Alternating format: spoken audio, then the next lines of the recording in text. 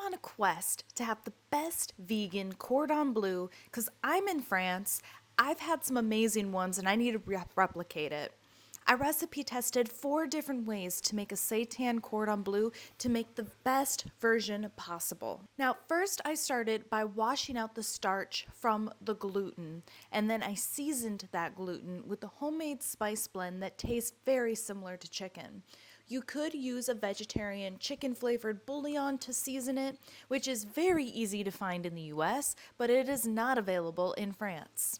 2 of the cordon bleus, I'm going to fry the seitan before I shape them to see if that helps improve the texture. The other 2 I'm going to form with the raw gluten. To save time, I'm using pre-made veggie deli slices instead of using my own seitan ham slices. I used Violife blue cheese for the filling to maintain consistency with all of them, and it's a cordon bleu, so blue cheese makes sense. After I've fried the gluten, I'm using a stock sock to help form it into the desired shape.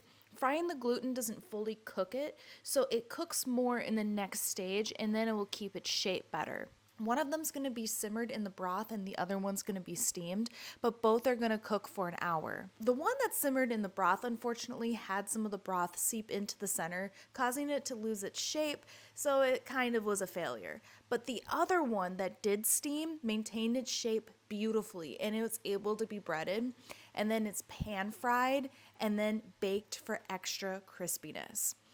So I don't think baking it was absolutely necessary. It did make it extra crispy, and it really does help make the breading just like absolutely fantastic. And this is probably my favorite of all of the seitans that we're going to be testing. The next version is the easiest version of all of them. So you form it raw, and then we're going to bread it, and then we're going to fry it, and then we're going to bake it. So it's the easiest of all of them because you don't have to like steam it first, or you don't have to simmer it first or fry it first. But the problem is the texture of the gluten makes it kind of bubbly, and it's not very like chicken-like. It does taste amazing though, and it's not dry despite its bread-like appearance. It's a really good shortcut. So the last one is also formed raw, and it's going to be simmered inside the broth for a full hour. So none of the broth actually like seeped in with the cheese, and it's like the best looking shape of all of them, and it's really easy to bread and fry. And then I baked it again so that way the breading was like extra crispy. The texture on this one was absolutely fantastic, but like the vegan lunch meat became very soft in the texture, and it kind of like blended in with the cheese. So like, As for like the winner, I think it was like a super close call because honestly, all 3 of them are very delicious and all have their own benefits in their own way. I think my favorite was the one where you like fried it and then you shaped it, and just because like the texture on it was just insane.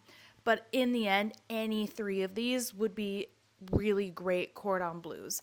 Next time, I'm gonna make my own seitan ham for it to make it even better.